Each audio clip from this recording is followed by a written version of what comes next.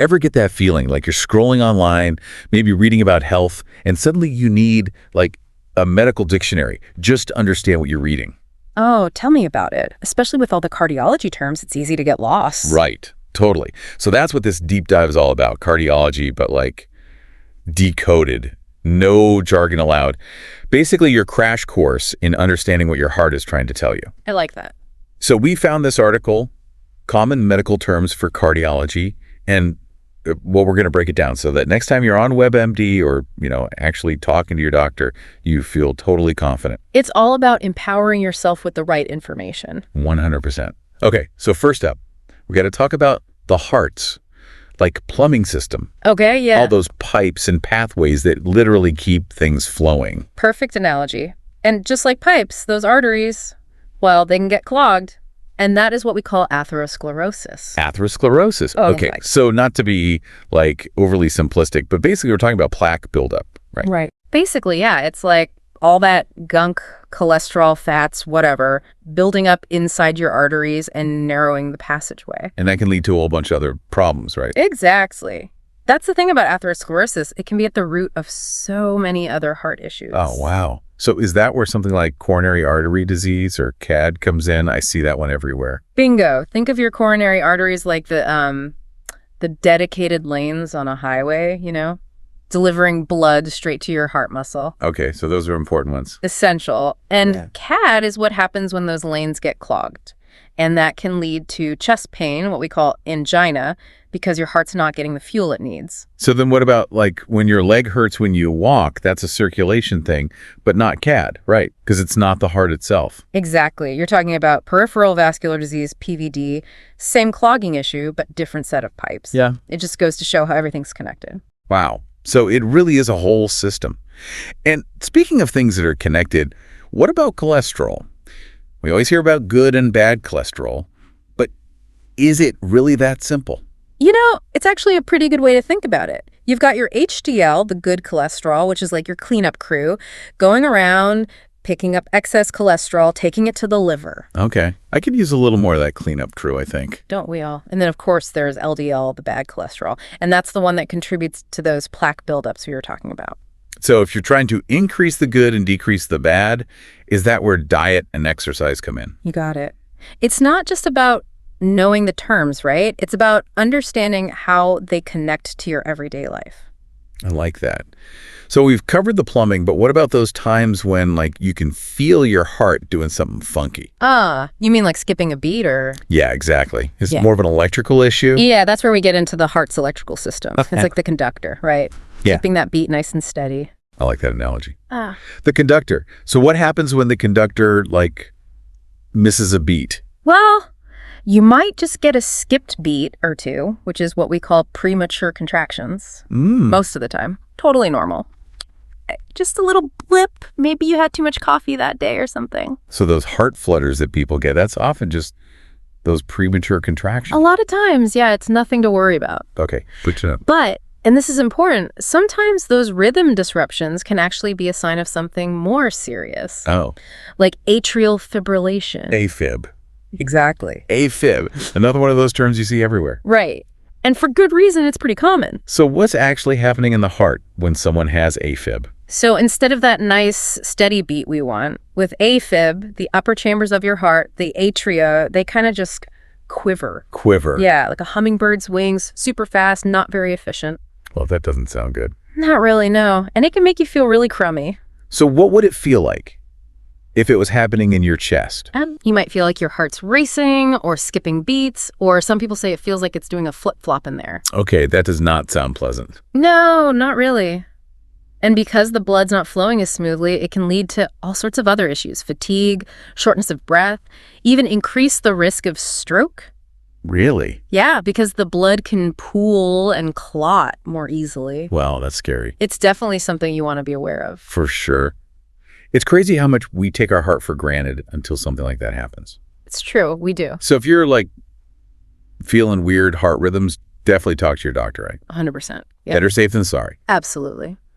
Okay, so how do doctors even figure out what's going on in there? I know there's that thing, an EKG. Yeah, electrocardiogram. EKG, is that what they actually call it?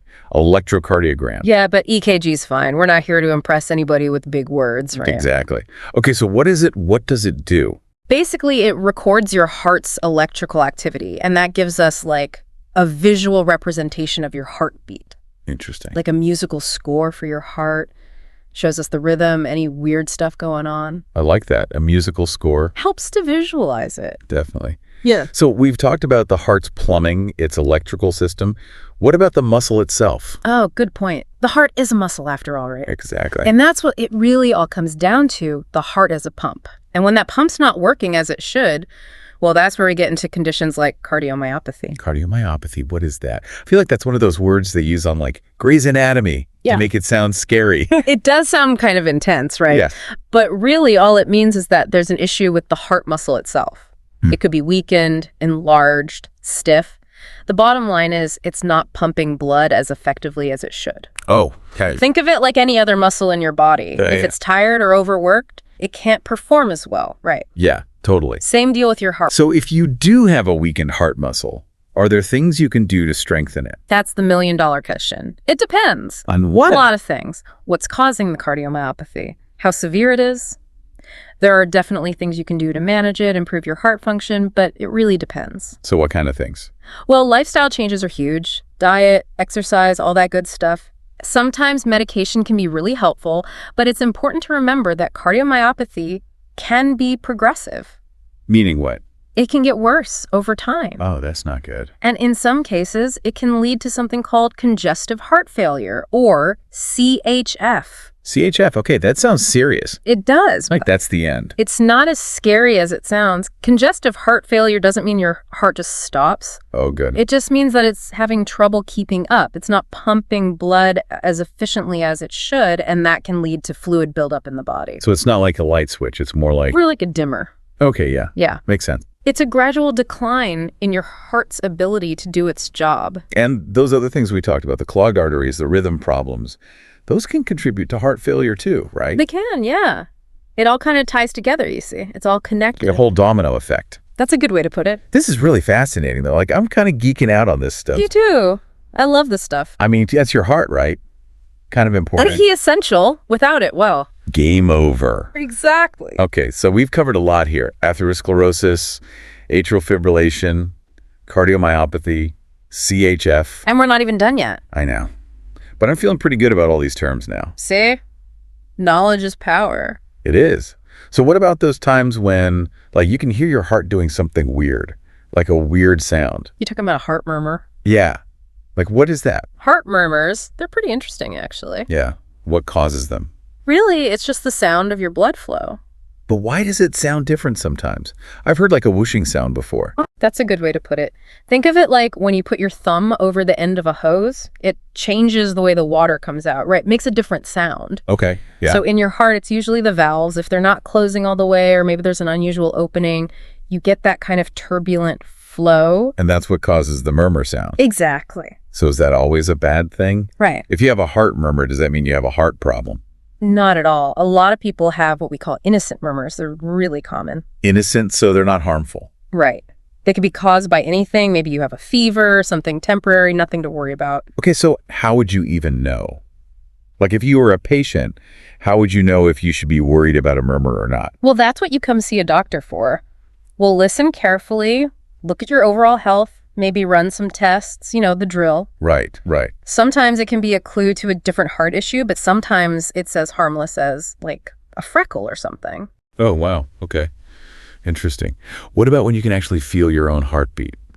Like if it's racing or skipping. Palpitations? Is that what that is? Palpitations. That's the word for it, yep. And is that always a bad thing? Not usually, no. I mean, we all get them from time to time, right? Stress, exercise, too much coffee. Oh, yeah, for sure. Even just being dehydrated can do it. Okay. Yeah. So pretty normal stuff. So when would it be a sign that something's off? If it's happening all the time, or if it's really messing with your life, Okay. especially if you're having other things going on at the same time, like busyness, chest pain, things like that. So it's like your body trying to tell you something's wrong. Exactly. Gotcha. Last term on the list, and it's a little bit of a scary one, syncope. It's not as bad as it sounds. What is it? It just means fainting. Oh. Syncope is just the medical term for it. So what's going on with your heart when you faint? Why does that happen? Well, it's not always related to your heart, but it can be. Basically, your brain is not getting enough blood flow for a minute. So like if you stand up too fast and get a head rush. Exactly. That's a classic example. Yeah. But it can sometimes mean there's a heart rhythm problem, so that's why it's good to get it checked out if it's happening a lot. Makes sense. So much good info here. I feel like we could talk about this stuff all day. Me too. There's so much to learn. But for now, this is a great start. We've decoded so many cardiology terms. What a crash course. Right. And the best part is you can use this knowledge to advocate for yourself, ask your doctor the right questions. Exactly. Knowledge is power, especially when it comes to our health. I love that. Right. It's so true. Well, that wraps up our deep dive on cardiology terms. Hopefully, everyone learned something new today. Me too. And remember, if you're ever unsure about something, talk to your doctor. They're there to help. Thanks for joining us on this deep dive. We'll catch you next time.